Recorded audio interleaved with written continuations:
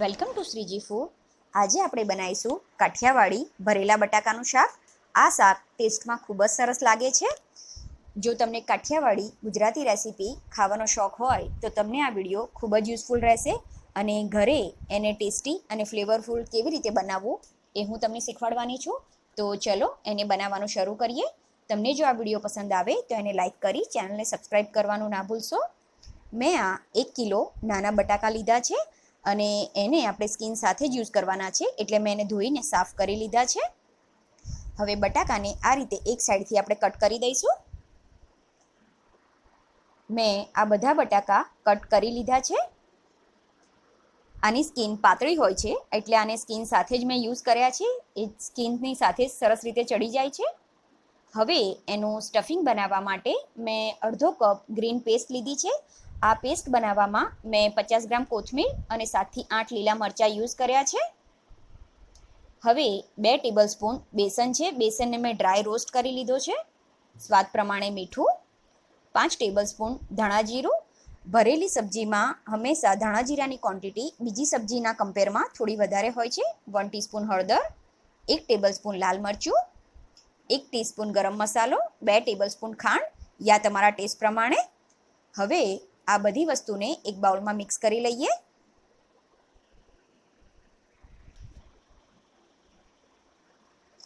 આપણે paste use કરીશું એટલે સ્ટફિંગમાં ઓઇલ યુઝ કરવાની જરૂર નહીં પડે.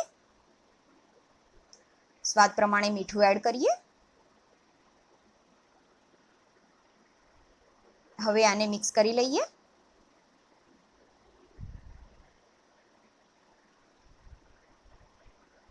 હવે આ સ્ટફિંગ રેડી છે. તમે જો લસણ ખાતા હો તો આ સ્ટફિંગમાં 7 થી 8 કળી સૂકું લસણ એડ કરી શકો છો ક્રશ કરીને. અને યા તો ફિર તમે જો વિન્ટરમાં આ સબ્જી બનાવતા હો તો લીલું લસણ મળતું હોય તો લીલું લસણ પણ તમે પેસ્ટમાં ક્રશ કરવામાં યુઝ કરી શકો છો. તો તમારા કાઠિયાવાડી લસણિયા ડ્રાય બટાકાની સબ્જી રેડી થઈ જશે. તો હવે હું આ સ્ટફિંગને આ કટ કરેલા બટાકામાં ભરી લઉં છું.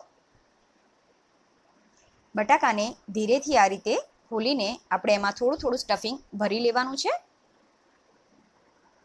અને બટાકા ભરતી વખતે જો કોઈ તૂટી જાય છે તો નો પ્રોબ્લેમ, એને આપણે એ ટુકડાને પણ સાથે જ એડ કરી દઈશું.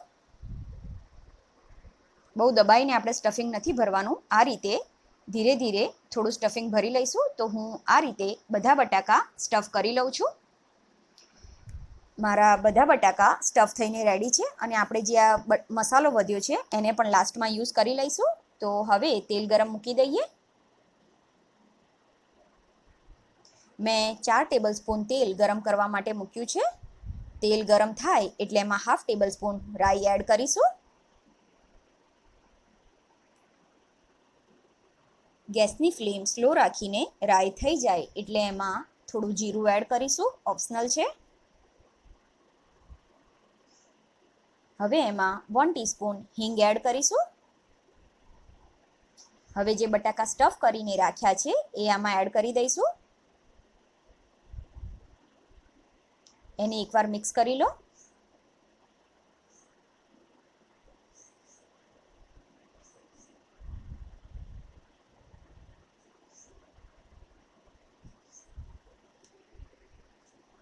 હવે આ સબ્જીમાં પાણી એડ નથી કરવાનું, એટલે આપણે આની ઉપર એક થાળી ઢાંકી દઈશું અને થાળીની ઉપર આપણે પાણી મૂકીને આ સબ્જીને ચડવા દેવાની છે.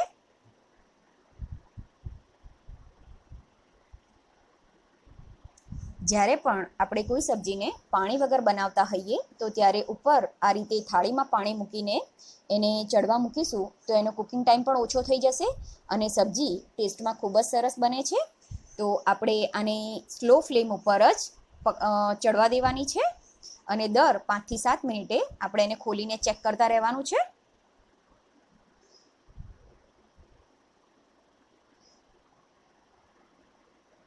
પાંચ મિનિટ હવે ચેક કરી લઈએ.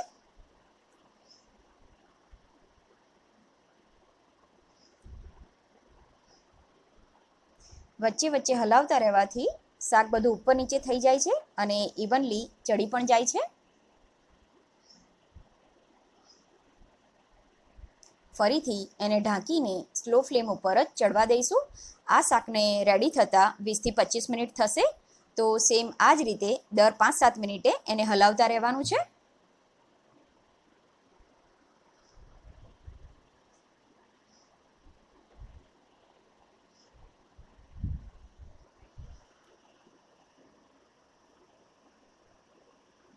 જેમ જેમ શાક ચડતું જશે એમ એનો કલર તમે જોઈ શકો છો કે ચેન્જ થતો જાય છે.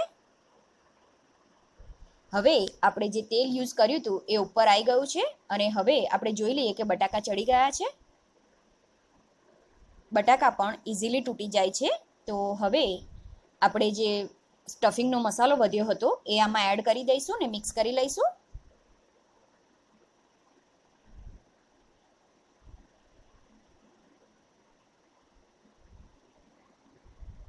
મસાલો મિક્સ થઈ ગયો છે. ફરીથી આને ખાલી 2 મિનિટ માટે ચડવા દઈશું, જેથી આપણે જે મસાલો એડ કર્યો છે એ સરસ રીતે ચડી જાય.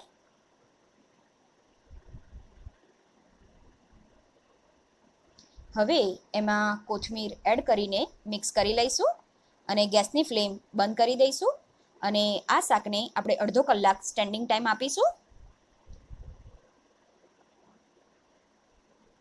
અડધો કલાક પછી હવે આપણું ભરેલા બટાકાનું શાક સર્વિંગ માટે રેડી છે. ભરેલા શાકને હંમેશા સિઝવા દેવું કે સ્ટેન્ડિંગ ટાઈમ આપવો ખૂબ જ જરૂરી હોય છે, તો જ એનો ટેસ્ટ ખૂબ જ સરસ લાગે છે. તમે જો આ શાકને શીતળા સાતમ માટે બનાવવા માંગતા હો તો આગલે દિવસે રાત્રે પણ તમે આને બનાવીને મૂકી શકો છો, કેમ કે આમાં આપણે પાણીનો યુઝ નથી કર્યો, એટલે આ સબ્જી બીજા દિવસે પણ તમે યુઝ કરી શકો છો. અને જો તમે રૂટીનમાં પણ આ સબ્જીને બનાવતા હો તો પણ જમવાના 2 કલાક પહેલાં જો આ સબ્જીને બનાવી લેશો તો એનો ટેસ્ટ ખૂબ જ સરસ લાગે છે. મેં આની ઉપર ગાર્નિશિંગ માટે કોથમીર અને ડ્રાય કોકોનટ પાવડર એડ કર્યો છે. આઈ હોપ તમને મારો આજનો વિડીયો પસંદ આવ્યો હશે.